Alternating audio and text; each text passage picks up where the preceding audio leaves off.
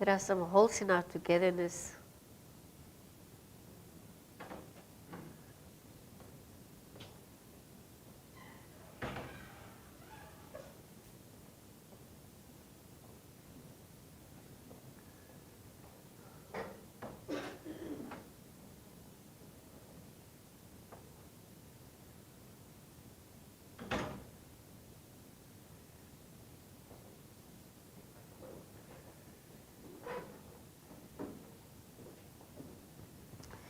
Okay.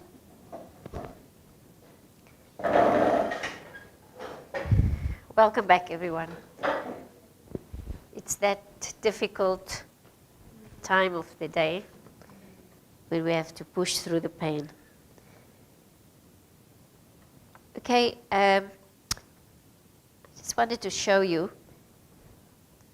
Some organizations find it useful to have a schedule, a work schedule like this.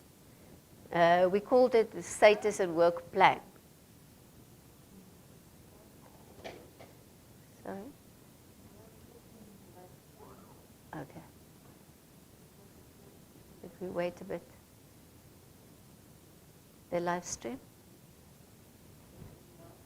Is it happening? Yeah. Okay.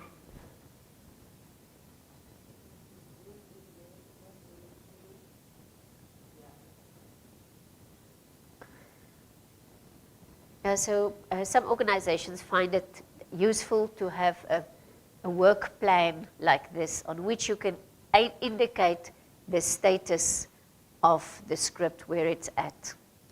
So this is useful for everybody along the line, but it shows you just the process that every script has to go through. So if you have a deadline for completion, then it helps you to work back. So in this case, they have program 1 to 5. The status in each case, the script writing comes first. After that, the editing, the recording, and the sound editing. Okay, so meaning that everybody's always pushing the script writer because nothing else can happen until you are done. And it really just makes it so much easier when you can say this is done during the workshop. Okay, so really it's going to be harder if you have to sit afterwards and do it on your own. So please, do as much as possible now. Then you can relax for the year. Then you're done. So in this case, program 1, Introduction to Geography and the study branches of geography. So this process here, and then they would be normally like this. So you can make a tick. The video, the script writing is done. The editing is done. It is now over to the recording and so on. Okay. I just wanted to show you this. If you wanted to use something like that, I could email it to you as well.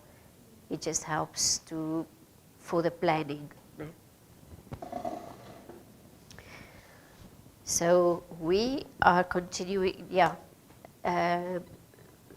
so far today, we spoke a little bit about the script format.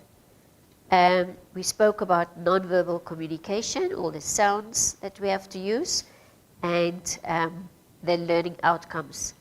Please finish the learning outcomes, all of them, tonight. You will really do it yourself a favor. While it's fresh in your mind, you can focus on it. Please do it today, okay? Those here and those online. We spoke also a bit about the planning of the activities. I wanted to, and we will look a bit more at the at those features of the script now.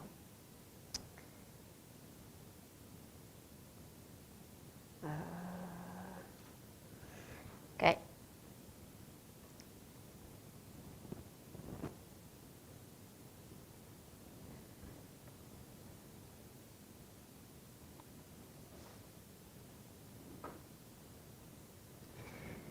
So, you're fine with this, right? You know all of that, how it works and what to do about it, okay? Now, have you got standard intro music? You do, eh? It's part of the Namcol signature, or how? Yeah? You start, yeah. Okay, so all of them, they don't have to worry about what music you use. Because they don't have any insight or input into that. They just start, right? So, but here is where you start really your program. I always think it is better to have that sound before you hear the person, because it just places you in the context of where the writer wants you to be. And it sets the tone for the kind of program that starts. So it will start with something like sound of tap water or waves crashing or something like that.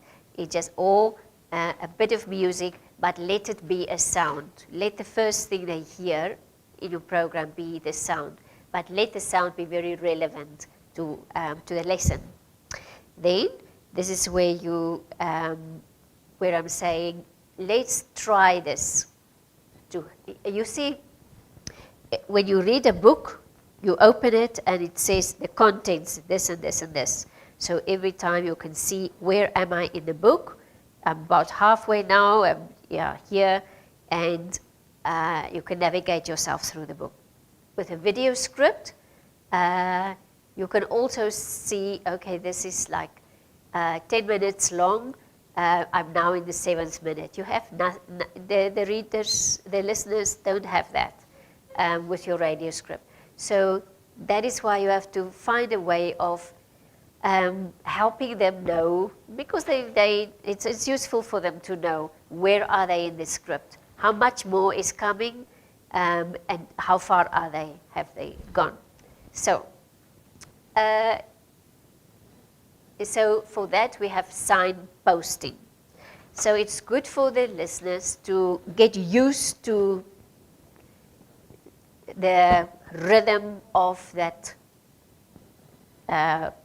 Any of that program, any program that you watch on TV, you sort of get a feel for, okay, now we are past the introduction, now things are getting heated up, now there's going to be a solution, now it's calming down, the end is coming, okay. So that kind of signposting you give to them, but it's non-verbal. So you're not saying, and now we've had our introduction, and now we're going to do this. So there's subtle ways that you show them where they are in through the script. So the radio script starts with the institutional title. We've done that. It identifies the script as belonging to this institution, and it also identifies it as a radio script. Identity is very important. It tells you where does this belong in the whole wide world. Then we had the series and the program title of the script. It's important because you may think while you are writing it that this is a small thing. It is not. Because afterwards, if people ask you, what is this script number, what is it, and you haven't written it properly, you can do things over. You can really get lost. Then we had that block where we have the who is the PD, who is the writer, the editor, the narrator, and so on. Those are also important because it helps everybody to plan for broadcast of this program. Then every institution will have their conventions of how they want things and what they like and do not like. There's the date of the writing, there's the required sounds. The sounds is something that you as the script writer thinks up and plans, and you write it in there. And there is a box for those sounds to make sure that they will be included. So make sure once you have written the script, you go back to that box and say, okay, I've used here cars driving in the street. Have I made provision for it in my box?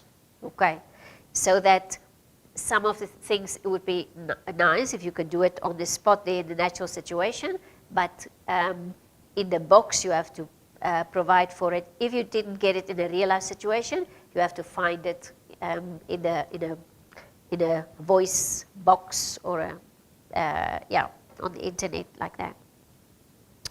So, in terms of the signposting, do you understand what I mean by signposting? You are driving along the road and it says, here is a stop, there is a turn, there is a way to the city, and there is a way to the airport. It just shows you where you are. So in a radio script, you need that signposting to tell you where you are in the script. Different things we can use. All we have to use is words and sounds. So those are what we are going to use. It is always better to be subtle rather than obvious. So subtle means using sounds.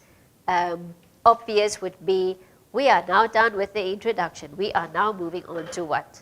Okay, so try to be subtle rather than obvious. Now, the different signpostings. I have a little list here for you in case you want to write it. So you could indicate it by a change of pace. So you have dealt with one thing, and you could either say, next we do this, or let's look at some examples, so they know already that, yeah, the way you always do it is you have the outcome, the stated outcome, then you have examples, then you have an activity, and maybe you have some small summary, and then you move on to the next thing. So when you sort of finish with one outcome and you're moving on to the next, maybe you have a few tones of music, maybe you have just a change of pace where you come in, or it's a different voice or some indicator like that, that you are now moving on to the next signposting, the next part in the script. Or you can say,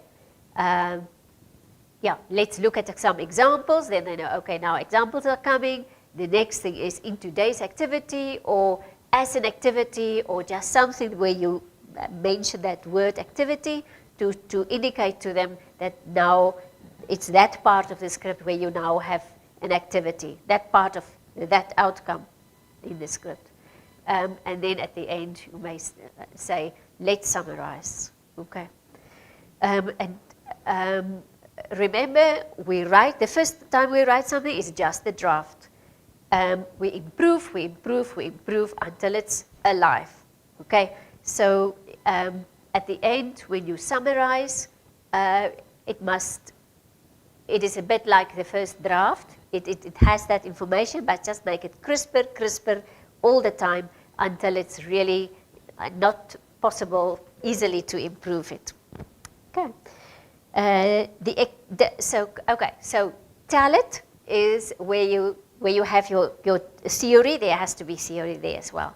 Then show it. How do you show it? You show it with your examples and much more with an activity. Okay. Show means they can't see you. You have to give them that picture by describing what is happening. Okay. The activities is, I'll give them,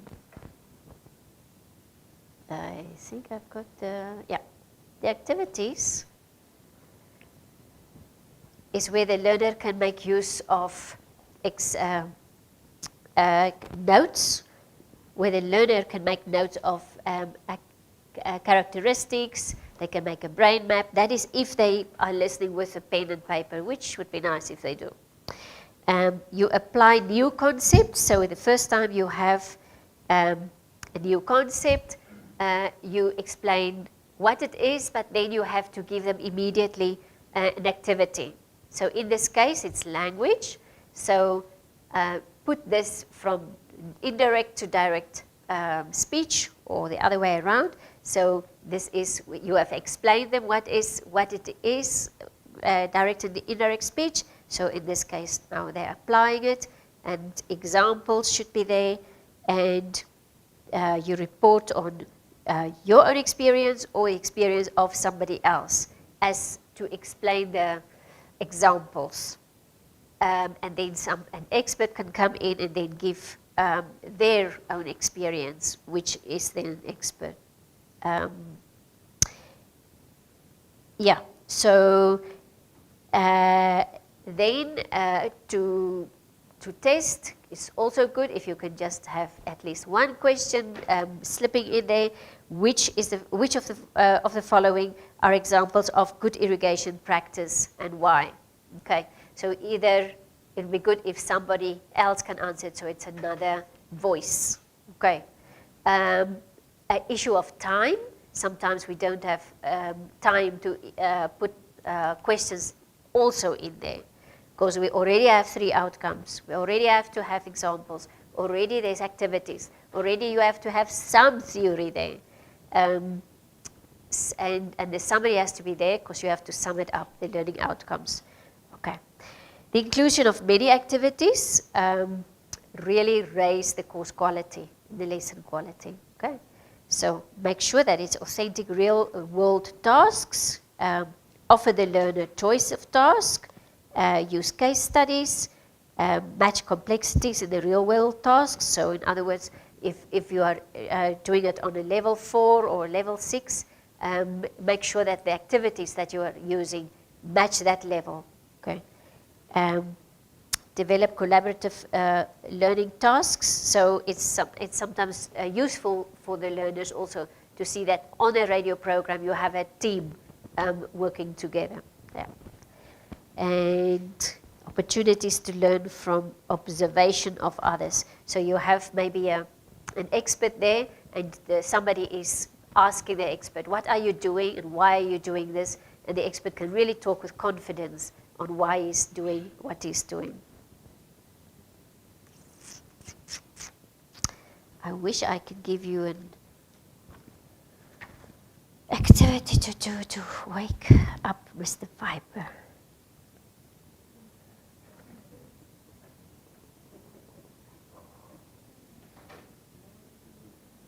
I understand, I do understand, but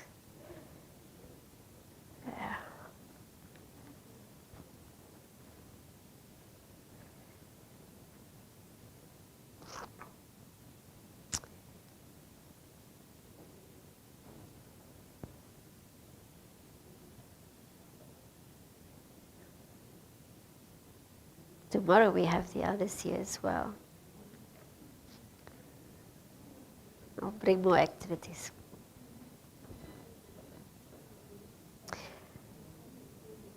Okay, so if you have the test questions or self-check or some kind of a competition, you could include what they call progress checks. Okay, so you have that in books and online, the progress checks. And it's hard to make time for it on the radio program, but it is useful if you can. So you can ask learners to apply the method to some clear examples. So it's not interactive, so you will not ask them, you will ask the narrator might ask, or an actor might ask an actor in your program to do this. Repeat with more complicated examples. So you could say, can you also list an example? One example is this, can you also list an example? And then maybe give just a few silent moments, and then help them, because the people are listening and they are trying to think by themselves of something. Give them that little bit of chance to get it before you give it. Okay? So it's a way of creating interaction with the listeners, which you don't really can do, which you really cannot do, but which it would have been important for feedback and proper communication. Something else could also be true and false, multiple choice, fill in the blanks, and short answers. Okay, so with fill in the blanks, that's where your silences can also be good. So the vehicle should drive on there, and then just give a note of silence, and then right side of the road or something like that. So when you're in the classroom, that's what the teachers do, isn't it? And now we are going to pick up our pens and then papers or something like that. So yeah, sometimes, yeah, don't do it too often, but yeah. Let's talk about the lesson summaries. So we've navigated through this script about the specifics of the script. We will talk, where is that one? This is the one. Okay. Oh, okay, yeah, the summary. Okay. As we said, the summary is important. Why? Why is the summary important? Many answers. There could be many answers. Why is the summary important? The mic. Yeah. Summary is important because to make them recall what it's supposed to be on.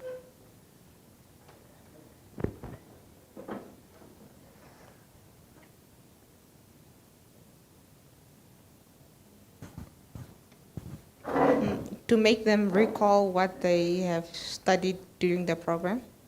That's right. It's a recall of what they have learned. Is Florence there? Thank you, Rest.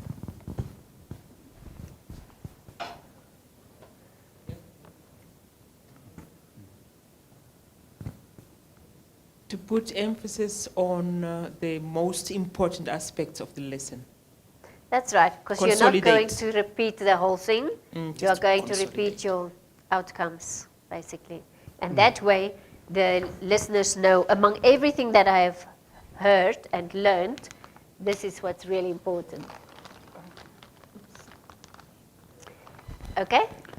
Yeah, it's also to determine what the listeners or the learners have grasped from or get from all these presentations or all these what the actors were saying or were presenting to them.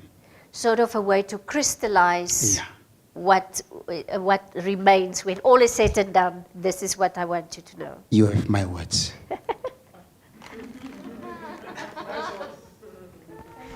Okay. Okay, that's it? All right. So you repeat the important points, you say it simply so that there's no more lack of clarity. Because while you were dealing with the content, maybe there was something you mispronounced. There was something maybe that didn't come out clear. So the summary is another opportunity to make it clear and simple if you haven't done it yet. Okay?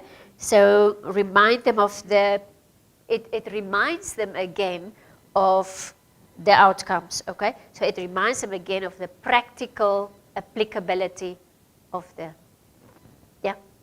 Yeah,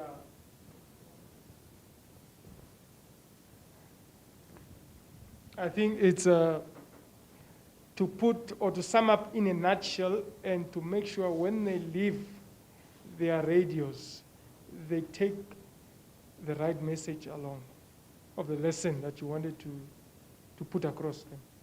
That's right. Yeah. Yeah. So that they are clear about what it was that they were listening to. Yeah. Okay? Then you leave you remind them of the practical applicability. This is what you now can do. This is what you now know. Then leave them with a pleasant feeling, like a positive feeling to your message. It really helps remembering. If you end on a sad note, it doesn't help so much for learning. It's like a feel-good movie. You want them to remember it, and therefore it's important to end up actually on a positive note.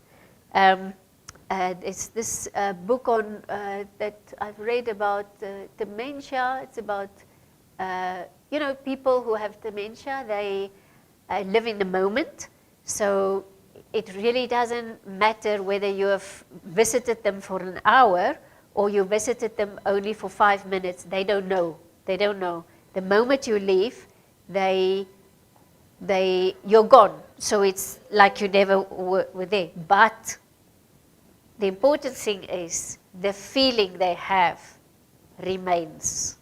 So you leave them with a good feeling, and yes, there you go, and they don't even know that you were there, but they have a good feeling. So it's, so leave your viewers also with a good feeling. It's important. Psychologically, it's important. So this is the thing we have not yet spoken about, but the people who have had this kind of training with me before know that it is very much my heart. And that is the whole thing of a heart in the beginning and a heart in the end, and bang. You have to start with a bang. You have to end with a bang. So we have spoken a little bit about starting with a bang. You have to start with something fresh, unexpected, something that wants people to listen further. It's just as important that you end with that. So in order to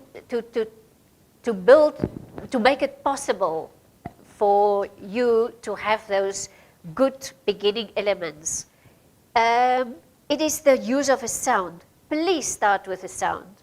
It helps already start with a bang. Secondly, start with something that surprises that person, something real, some child making a comment, something that shows emotion and humanness, and that already tells the listeners that this has relevance to my life, okay? Because they appreciate, this and what they're hearing, and they want to hear more, okay? And that is why I also thought, let's experiment using a little joke to start with, okay? It just takes a little bit of searching on the internet or somewhere to find jokes related to this topic, okay? To geography, the anatomy of man, or the geography, the mountains or the rivers or something. It is possible, let's try it. It is a bit of effort, but it can be so rewarding. So let's try and see. It also, it can also make people, if the rest of your script is boring, at least they will tune in for the joke. We all like jokes, and if they appreciate it, then it might be the only thing they listen to, which, is a challenge for you. So, it would always be good if you can end also with a surprise. So imagine if you had a little joke in the beginning, and at the end you can have something similar, or the ending of the joke, or you have like a question, jokey question in the beginning, and you give in the end the solution. That's problematic. Don't do it easily, because people will sit with their answers and not hear anything else, because they don't want to forget it. So they sit with this in their mind, and they are not open to other learning. So don't easily do that. But if it's something simple that would not be an obstruction to learning, it could be something you can try with. We always said you start with like a problem or a situation, and you take the person through the script, through the story or the program or the drama, and at the end you have something that reminds them of the first thing that you did. That would be very clever to do. Really, it would be nice if you can try to do that. You know how it is in a movie or in whatever. It's just nice to have it at the end, something taking them back to the beginning, because it creates a feeling of fullness, completeness. This was dealt with, it is closure, all of that. So see if you can, that clever thing that you did in the beginning, see if you can save a little bit of it for the end. Not saying give a solution to something, but I'm saying maybe you have two of it, and you use one in the beginning and one at the end. Or you have a situation where you show some of it at the end, or just not a repeat, but a similar something. Okay, so we cannot say do this, because it has to be a surprise. It has to be fresh and unique every time. So try with that. That is a way that we can show that we are human and not machines. We don't, I mean, all these other things you can program into a computer, and they can spit out many radio programs for you on any topic that you want if they've got the template. But the things that make us human is humor and the emotions. So use that, because that is what speaks to people. That's how they learn. Because we learn when we want to. Okay, so it's things that we could say in the summary is that in this topic you have found out about, you have learned the characteristics of, you heard a personal story about what, and you had an opportunity to practice. Okay, so basically you are finding a way to say again your outcomes, but as I say, combine the outcomes with the summary. Don't say you learned about this and this and this. Don't repeat your outcomes, but put the summary info in the outcome. Do you understand what I mean? So instead of saying, if you had an outcome saying list the characteristics of crickets, then at the end you can say we have learned that the characteristics of crickets are that they what, and what, just briefly. Okay? So basically, if you have 3 outcomes, you could have the summary in 3 shortish sentences. All right? So don't let the summary should not be a whole long, complicated thing. It should not break down on your fresh, wonderful story that you've had up until then. Okay? It must just reinforce that learning that you've given them. So, design the learning to be open-ended and with options of self-evaluation. So the person listening to it should also be able to think up, okay, so in the exam they might ask this and this and this. So it should not be that very static learning, there should be some room for a person to maneuver inside of that. And again with silences, in textbooks, you know how hard it is if you have a textbook and it's everything like, it's very hard to read. Silence on radio does for understanding what that white spacing does in a book. It's important for us to, for the information to sink in before we continue. So it cannot be that da da da da da da da da da da da da. It's very hard to understand and to learn from that. So there must be that little bit of music or space in terms of silence and so on, but always natural. When it's no longer, when it's too long or something, it breaks from your learning that you are trying to Comment on this platform. comment.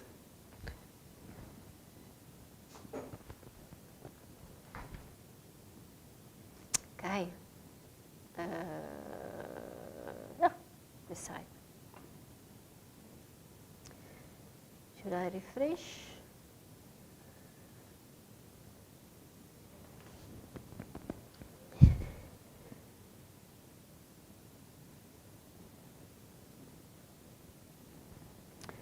Okay.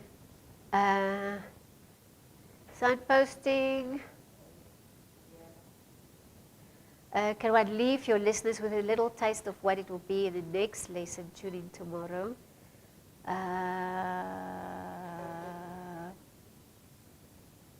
What do you think?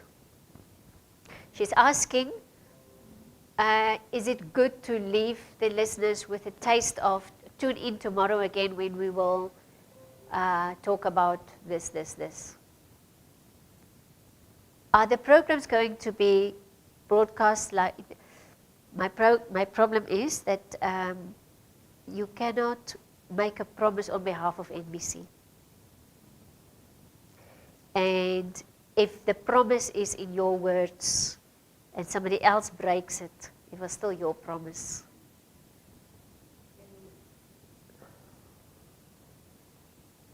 Can the wording just be changed in our next lesson?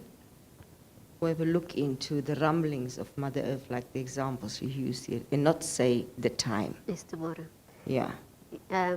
I think that's a good idea, because then if they liked this program, they will want to know what's next. You are writing for them to like you and your programs, so you want them to tune in again tomorrow, the next time. And of course they can access it, and I think it's a good idea to say you can also access more of our programs online and so on. So it's an opportunity to sort of to advertise your product, which you have to do because this it's a proud product. That is to say if there's time, because if the program becomes too long and somebody has to cut, that's what they're going to cut out, because it's not part of this program. Okay, so yes, put it and just keep it short. Yeah, here also my question is, since we had the other previous lessons, speaking under correction.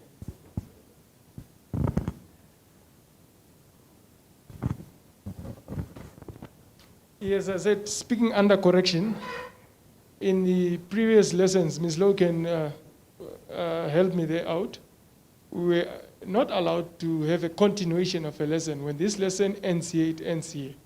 Now, by saying, see you next time when we talk about that, does that not sort of keep them waiting or expecting something while you don't know whether you will be teaching the same topic or the next topic, or is that topic in the 5 lessons that is coming? Yeah, the topic is in the 5 lessons. So you don't continue. You have to, in today's lesson, this is what you promised them, this is what you delivered, and this is what you are reminding them of. So the next lesson is totally another topic. Yes. Yeah. So you can say, if at the start you might, if you wanted to, you could say, we also have a program on this, and the next one. The thing is, most people will probably access these lessons online, and there they can see actually what else is there. Sorry? In a broadcast, you could also say, last time we did this and next time we did this, but again, I'm sorry to say, but my experience with NBC has been that actually you cannot even say last time we did this because you can't be sure. Because last time they had technical problems and it never made it or something, or it got lost. And the other problem is that the viewers are not the same, because the listener who was listening yesterday is not the same listener. Yeah. So, but that is where it is. It's a teaser for people to say, last time we had this. Now today we're doing this. So if you liked today's program, there's more that you can access. So yes, the viewership and the listenership is not the same, but you are working with today's people and you are trying to keep them and get more tomorrow. So if you are able to promote your product and your programs, by all means do that. Okay. And you know what? That was the content for today, because I want you to have enough time to work on these scripts. So now, the first aspect of this that we can probably do in class are the jokes. Shall we do some jokes? Meaning, I have here access to the internet. Do you also have or not? You have. Okay. Let's get from each of you a joke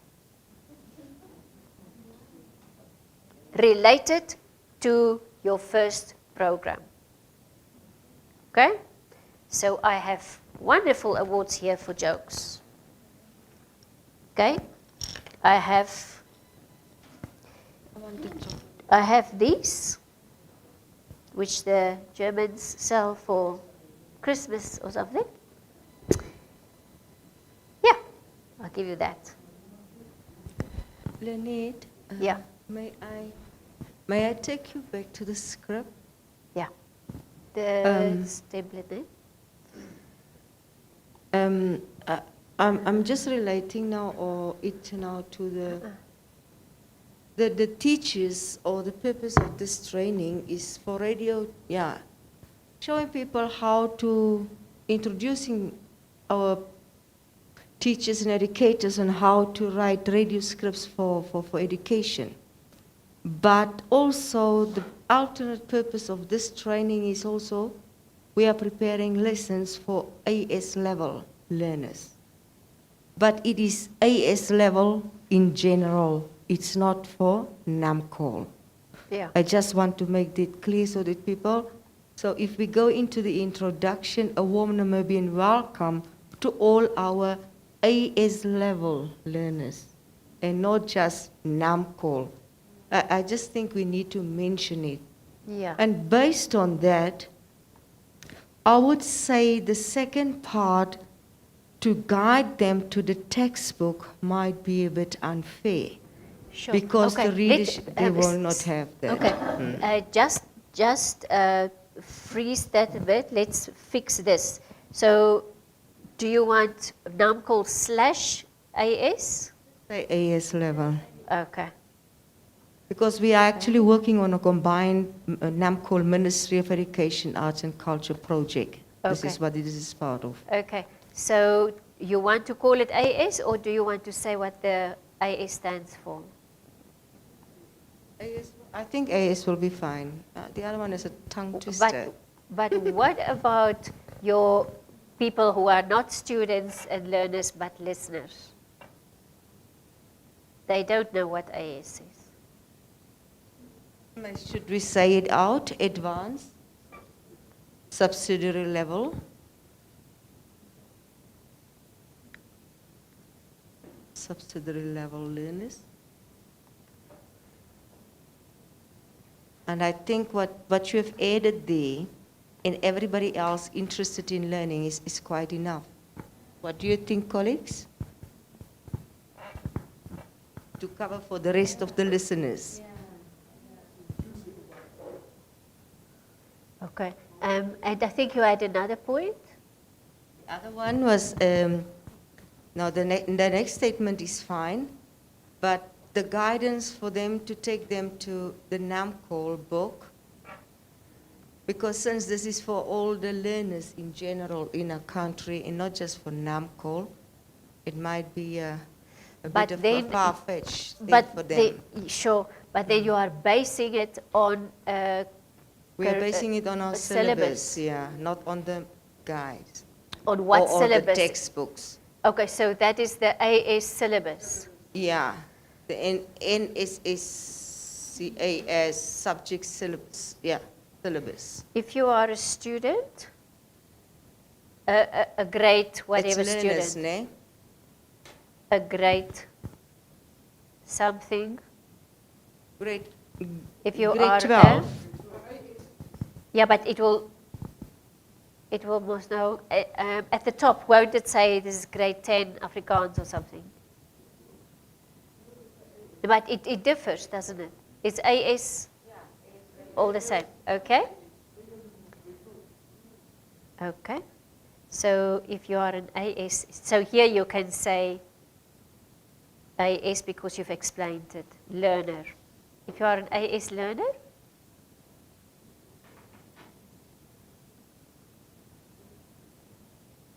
Are you fine with if you are an AS learner? AS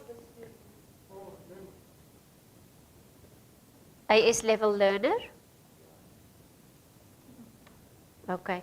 If you're an AS level learner, you will find this topic in the syllabus.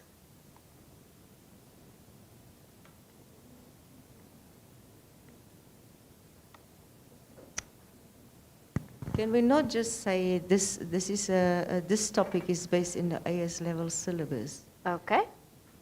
instead of if you are? Yeah, it's so shorter also. This topic can be found is in the AS level syllabus. Okay.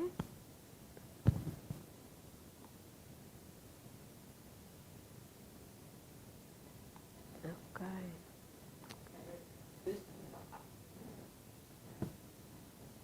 Yeah. Yeah, I was not trying to see what's on.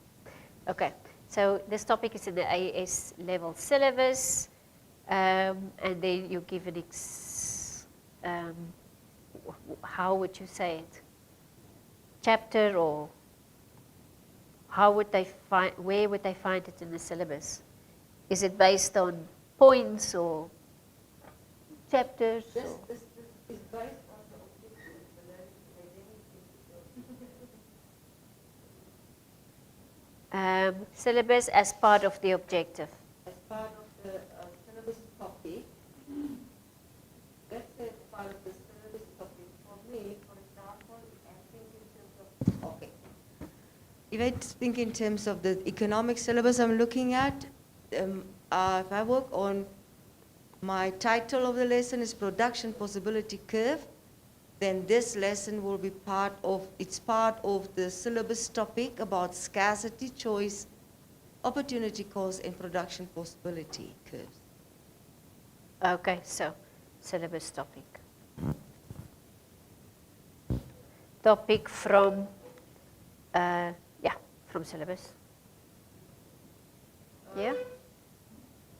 Syllabus topic 1.1, to make it short and sweet. Yeah. Okay, so I put syllabus topic 1.1. Something like that. So I'll just say 1.1 and they can change it. Okay?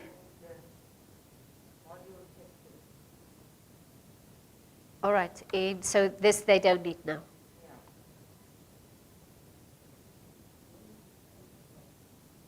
Okay, so we're Yeah. going to have to email them again this. Yeah, because I just feel that the scarcity of textbooks, Yeah, not all our learners really have access to textbooks. yeah. Yeah, because then they would feel they can't make it if They- they don't have this textbook. Okay. All right, so please change your the ones that you've already started working on with this phrase here, warm and welcome to all our advanced subsidiary level learners and everyone else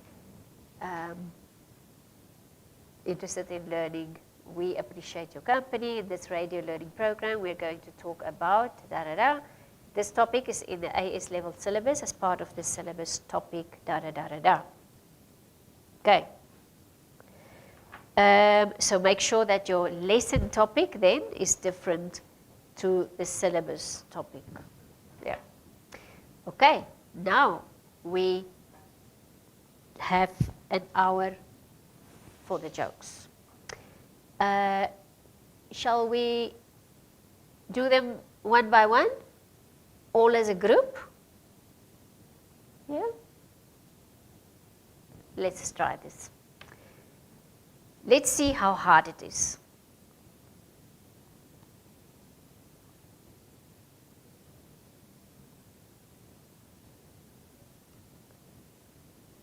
So, what is your topic? Your topic is something complicated about Production possibility curve. Help me with the joke.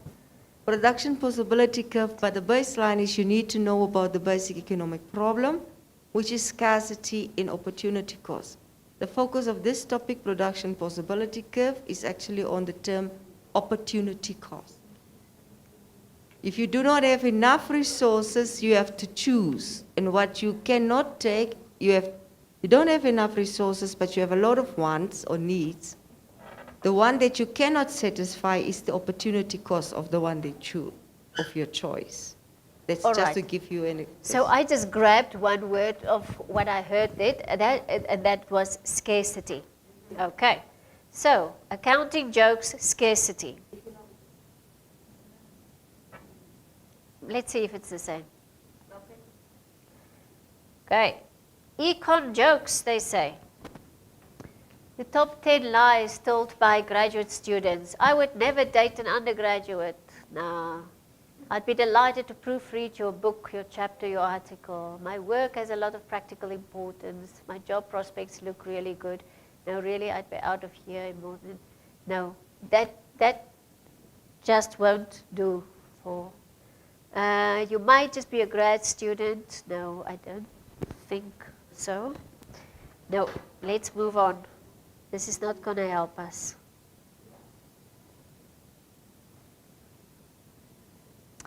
Top 10 reasons to study economics. Economists are armed and dangerous. Watch out for invisible hands now. Economists can supply it on demand. Maybe. Yeah. You can talk about money without ever having to make any. Is that a possibility, do you think? Yeah? No? Okay.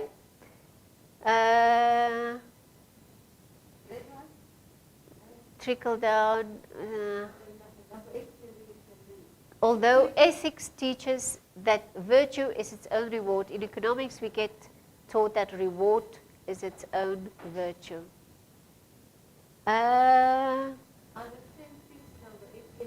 When you get drunk, you can tell everyone that you are just researching. When you call one, 10 things you do with undergraduate economics textbook. Press pretty flowers, press pretty insects, use as paperweight. Leave it to the rain, get a refund so you can buy. First law of economics, for every economist there exists an equal and opposite economist. Second law of economics, they're both wrong.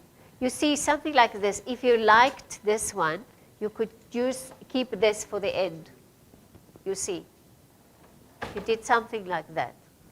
So the first law of economics, for every economist, there's an equal and opposite economist. But that doesn't really tell us anything. Economics is the only field in which two people can get the Nobel Prize for saying the opposite thing. Economics is the only field in which two people can share no. Okay, let's see. Okay, please help us. An interviewer, mathematician, an accountant, an economist apply for the same job. The interviewer calls in the mathematician, asks what's 2 plus 2? What do 2 plus 2 equal? The mathematician replies 4. The interviewer asks 4 exactly. The mathematician says yes, 4 exactly. He asks the accountant. The accountant says on average 4, give or take 10%, but on average 4. The interviewer, then the economist, what is 2 plus 2? He looks up, locks the door, closes the shade, sits down, and says, what do you want it to equal? That's quite nice, but it takes long to explain.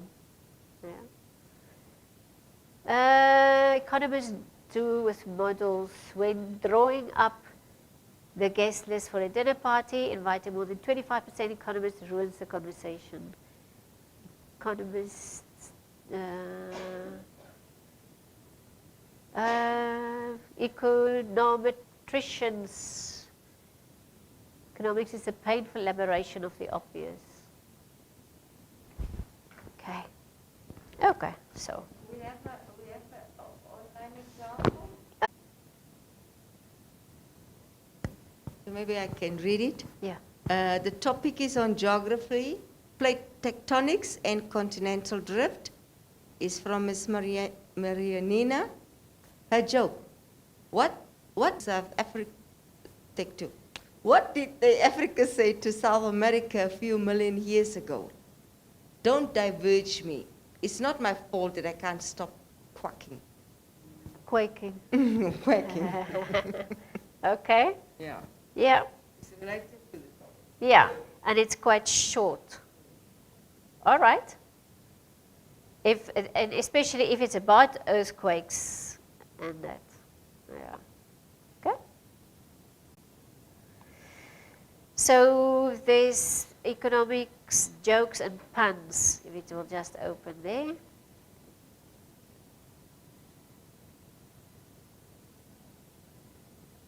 Ooh. Do you know about an economics student injured his neck? About an economics student injured his neck by diving into a pool. He didn't remember to seasonally adjust. How many economists do you need to change a light bulb? You don't need any. If the light bulb really had to change, the market forces would have made it already happen. Why is the work of an economist and a plumber so similar? Both of them handle gross domestic product. That's quite nice, because the general public could appreciate that. It's not an inside joke. Yeah? So why is the work of an economist and a plumber so similar? Both of them handle gross domestic product. Okay? So, shall I copy it for you?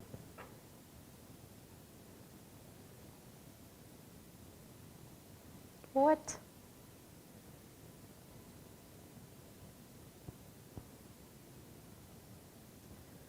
Is it now not working? Copy.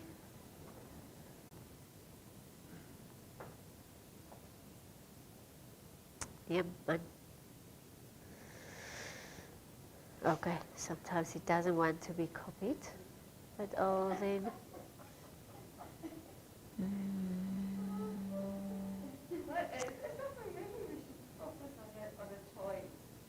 On a choice? Joyce. Choice of what? I mean, strategy is about choice. Ah, okay. So, let's see if we can give it a prompt like that.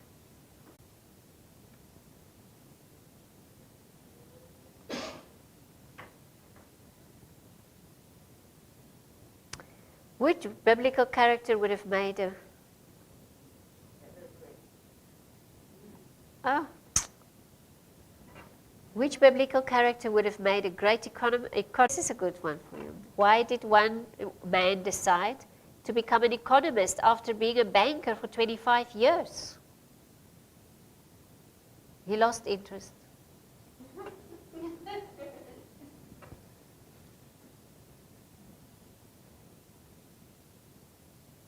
Why was the economist feeling so low after his banana bread failure? Why was the economist feeling so low about his banana bread failure? By the deflation.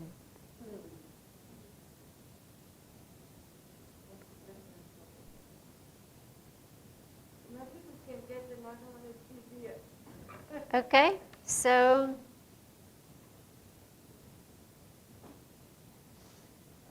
why would Kanye West teach? What would Kanye West teach if he was an economics professor? Keynesian economics. Keynesian.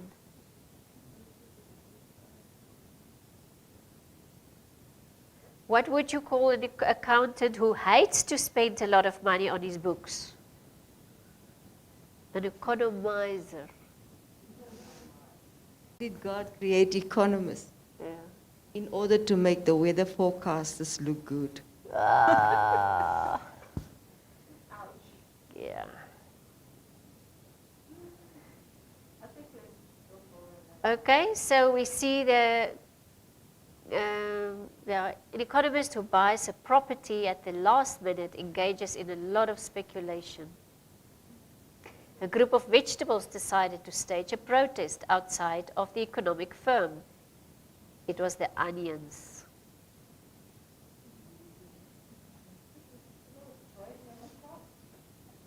There's trade jokes, capitalist jokes.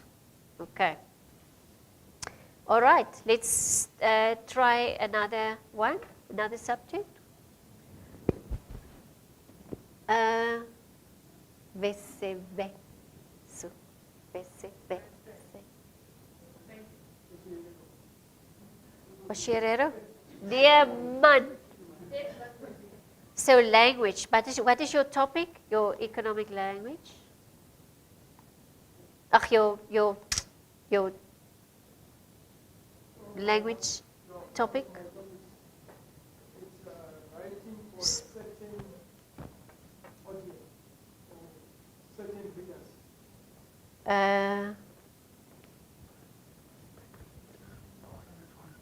Pause. This one? The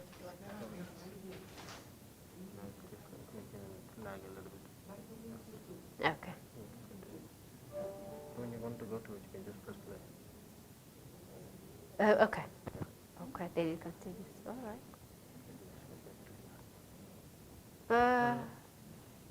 Go there and then go to this one. Okay. Okay, so writing for an audience.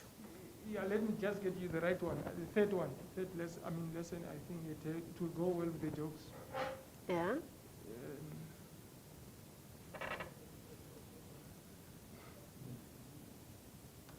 Just a moment. Okay.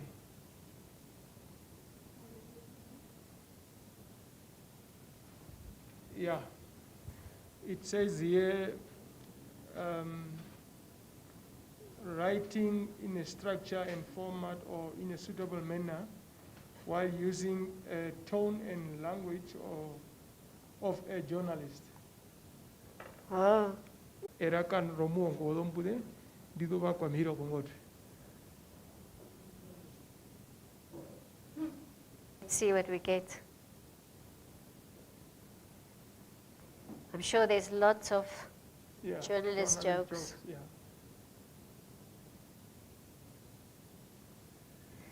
Right, 93 based.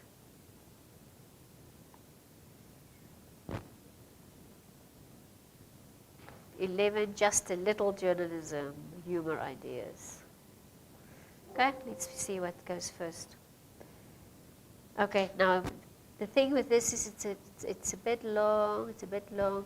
A journalist is sentenced to die at the gallows, but they run out of rope. He says, "I guess no news is good news."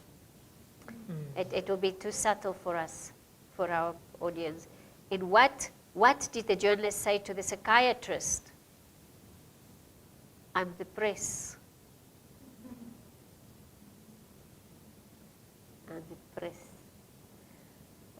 Some commentator tried to correct a journalist's misspelling of grammar.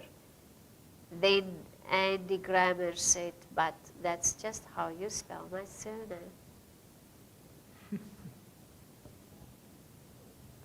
Being a journalist in Russia is just it's like being a duck in a duck hunt. Journalist asked Monica Lewinsky, no. I'm a programmer. A journalist asked me what makes a software code bad. I said, no comment.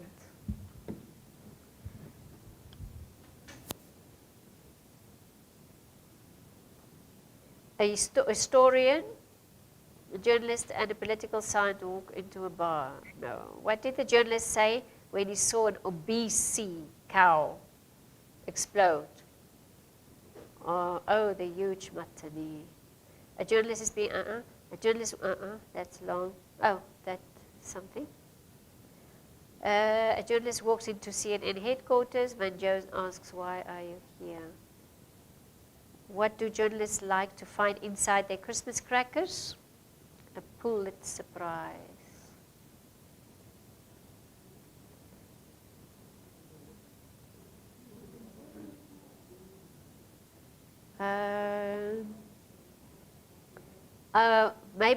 Maybe this is what is your topic?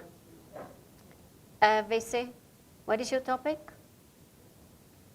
Something about journalism?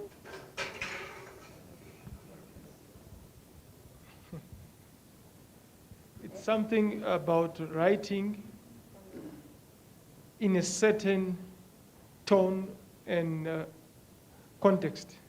Okay. Yes. I don't know. This one is at least something that people understand. What's a journalist? What is a journalist's favorite vegetable? Leeks. Yes. So at least people would know that leeks is a vegetable, and leeks are the favorite thing of a journalist. It's a possibility. Yeah, that one will sit very well, cause leaks. Oban jamban.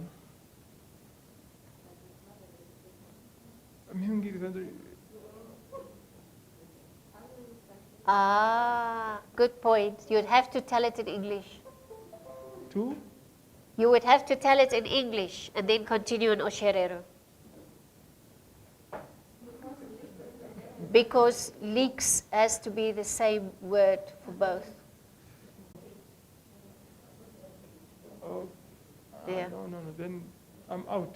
No, just do it in English, then you continue in on Osherero, because the point you are making here is not a grammar point, it's just a joke about language and journalism. Maybe you tell this that one in English. The other problem is maybe it might be a joke in English, but when you tell it in everyday language, no way. No, but that's what I'm saying. Let's keep it in English, then you continue in English. Yes. Very good. Okay, let's do that. Okay.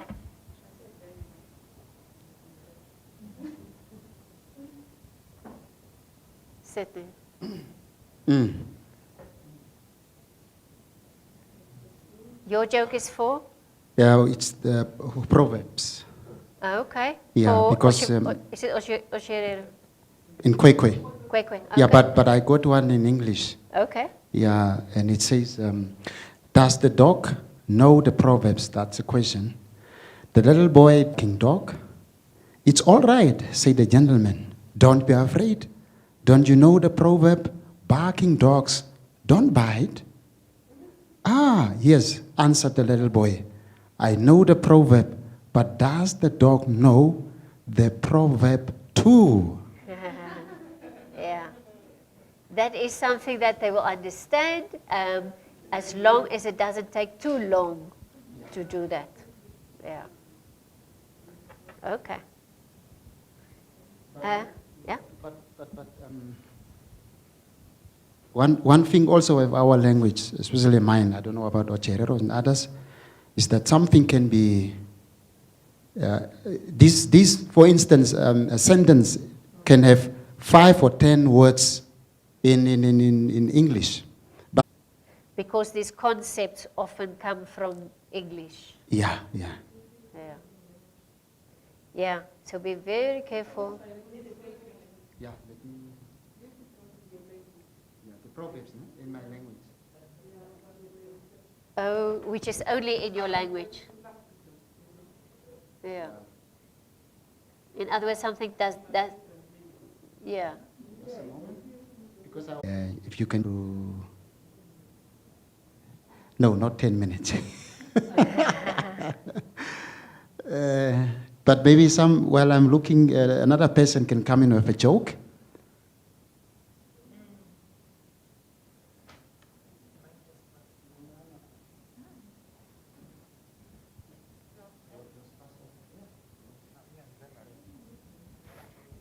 So one of my topics is ceramics and working with clay. Yeah. And a joke I found was newborn babies of unmolded clay. Even when they fall, they make the same sound. Oh. Okay. Okay, what is it? Newborn babies are like a lump of unmolded clay. They even make the same sound when you drop them. Okay. Yeah.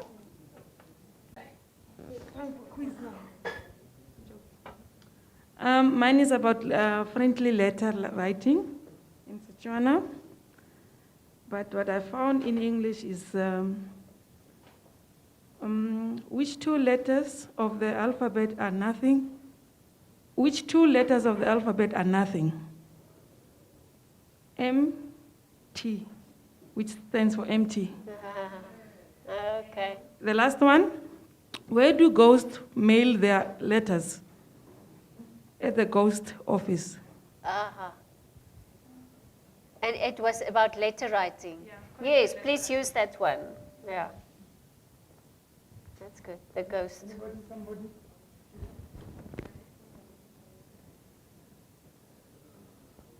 Okay. So we had at least one for English. We had one. You guys are going to use the language ones in your own language. Do you have one, René?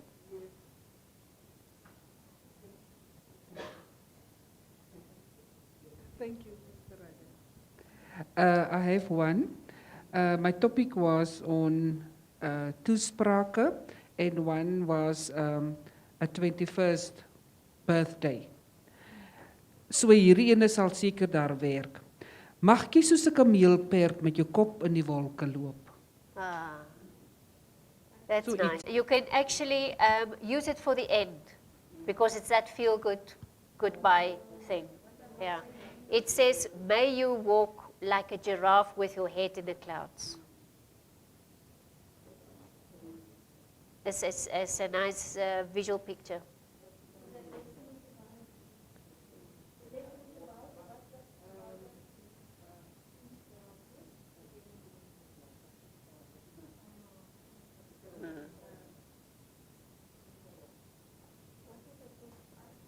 As a speech. Florence? Okay. The joke is for a topic on euphemisms. Uh, And I'll start the lesson maybe by saying, good afternoon, my dear Namcol learners or viewers and what. And I'll say, this afternoon, I'm not really as happy as I normally am.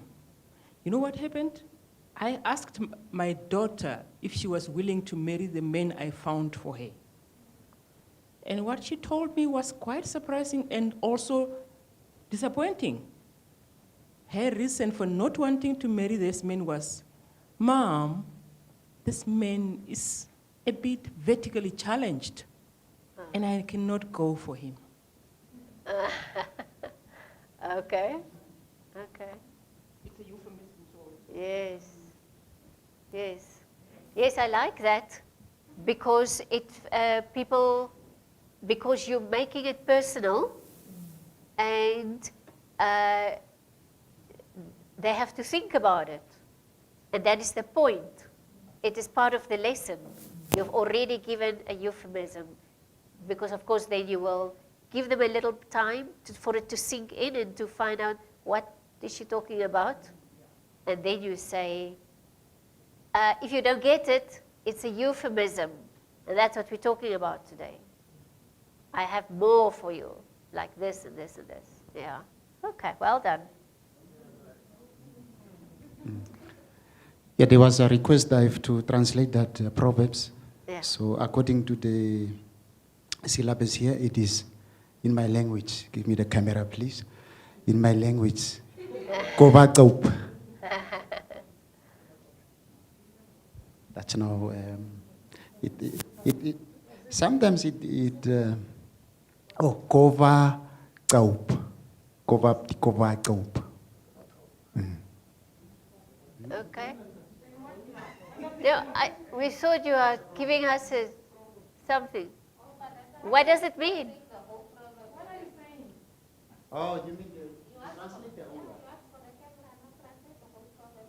Okay. Can I try? Yeah.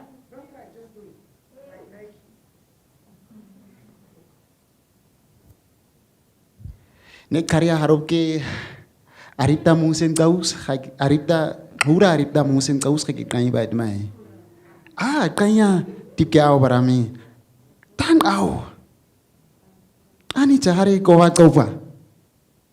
Hura arin ke nadama. Nada ma. Aha. Tip ke karya harap baran ariam. Tidak singking an kova kova. Have arita have ariptina kova kova an. Have ariptina kova kova an. Yeah, but there must be intonation when it comes to The in line. short, yeah. Yeah. Thank you. Aingia.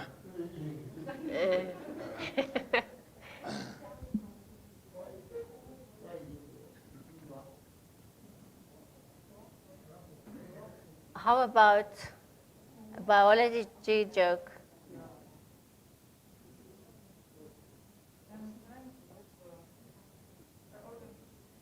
Ooh.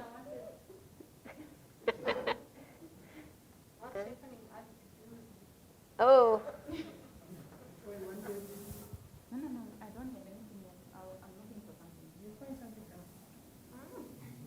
If you have a mic, you will find it quicker.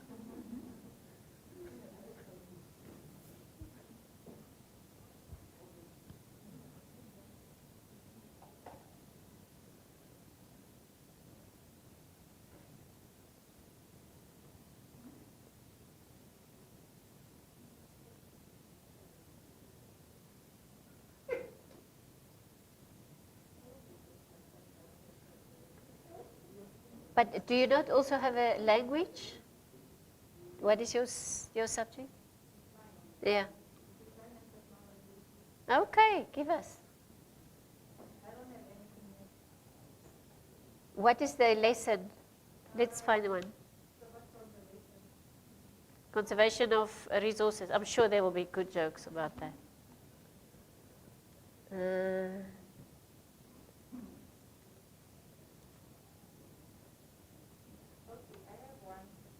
Okay. Okay. The joke is, what did the bottled water tell the spy? The names- bottled water tell them? What did the bottled water tell the spy? The name's Bond, hydrogen bond. Ah, that's a nice one. Instead of James Bond. The name is Bond. What did the Hydrogen bottled bond. water tell the spy? The name's Bond, hydrogen bond.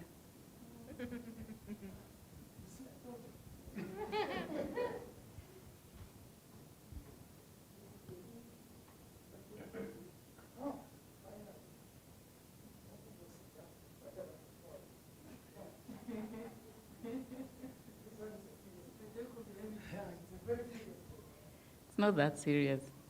A joke in biology. Audrey, what do you call a member of the financial staff of the Faculty of Biology?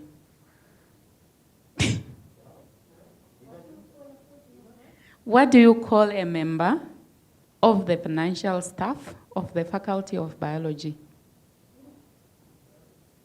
Yes, a biologist. Biologist. By the by for by. But when you Oh. say it,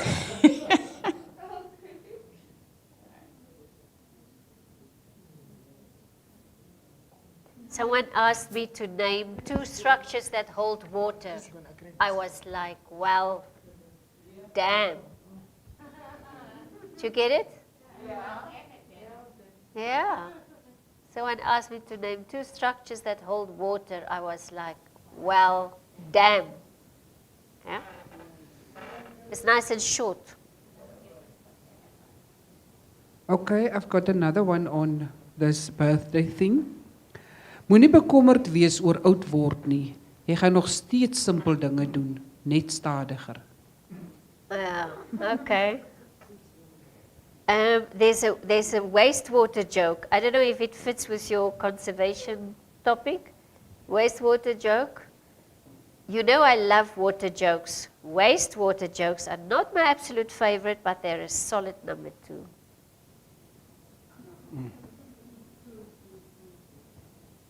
Yeah? Do you get it?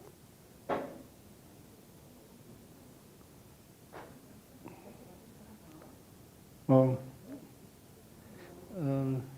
can I contribute? My topic is the Cold War. The joke is, what was the best weapon during the Cold War? It's a jacket. Oh, yes. Okay, I'm now with water here. What is the drinking water's favorite form of dance? Tap.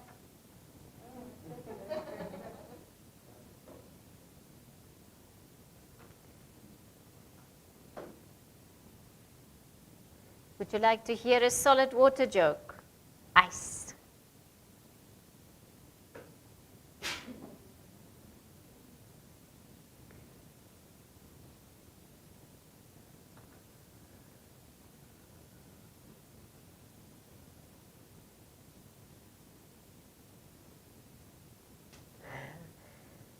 My friend cannot afford, maybe that's also a good conservation joke for you.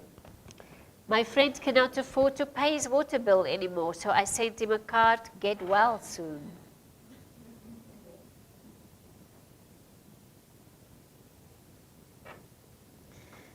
Okay. Can we help anyone to find a joke?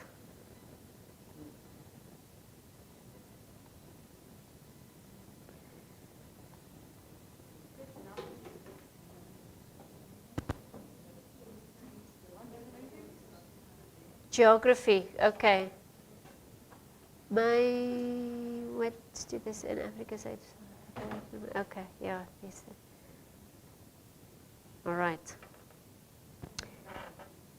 Guys, we have sort of a half hour left now. Please, at least for one script, do a joke. Okay? And get practical examples and activities, which tomorrow's the last day, which we can put in tomorrow. Tomorrow, we want to finish at least one script. And we're going to have the company of these other guys. Video. Yeah. So maybe we will part to have radio on one side, video on one side. Could you use this time while we have internet and while you are fresh in what it's all about and while you can brainstorm with others to do your jokes? At least the jokes, and then we move on to the practical examples and activities. Okay? Then we are that close to being done with at least one script, but it's quite possible to finish all 3 scripts, 5 scripts this week. Okay?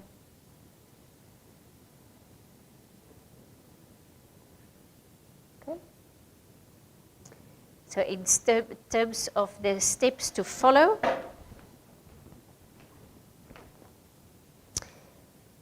there's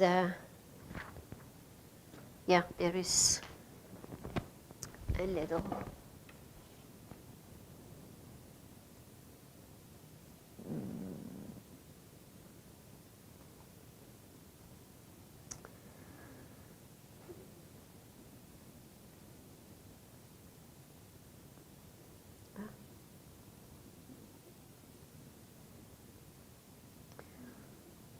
okay. So these are kind of steps, so you know what to do. It's not like it used to be, oh, you have to think up a drama. No. The work now lies in think how people in the real world of work use this information. And get at least one activity for each outcome and a separate example.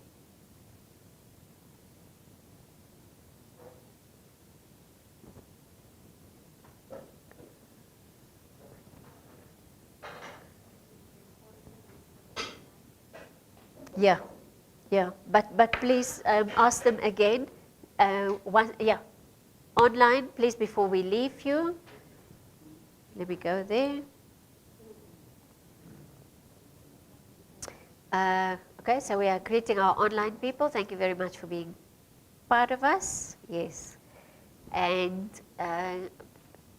please, so we would like to get from you the form that we had to complete yesterday. That would be good to be sent to Ms. Lowe. And a joke, if possible, for all 5 of the scripts. And we would also like to have an example of each and the activity. That would be great if we could have that, because tomorrow we have a lot going. We will talk about script writing, which is very similar for radio and for video.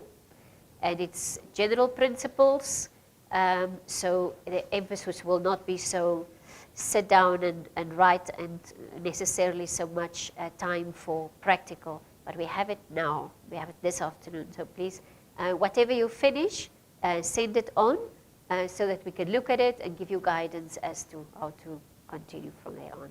So thank you very much for your participation today. Please participate even more tomorrow. We are still with you. And so have a good evening. We'll see you tomorrow. So you guys, are you still working? Can we still work? Do you want to use the online time while you are here with online? Timothy? I can go around to help, or you can call me.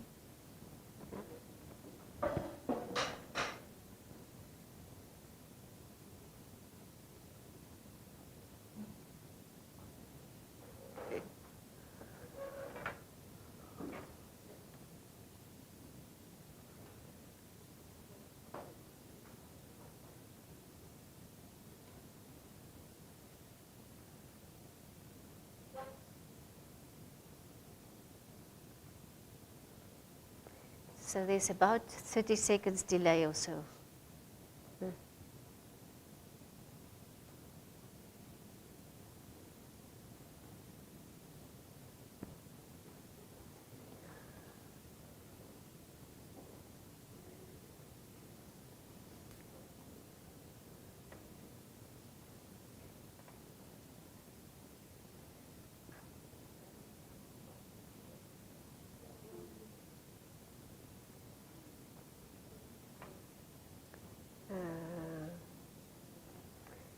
What can I find of joke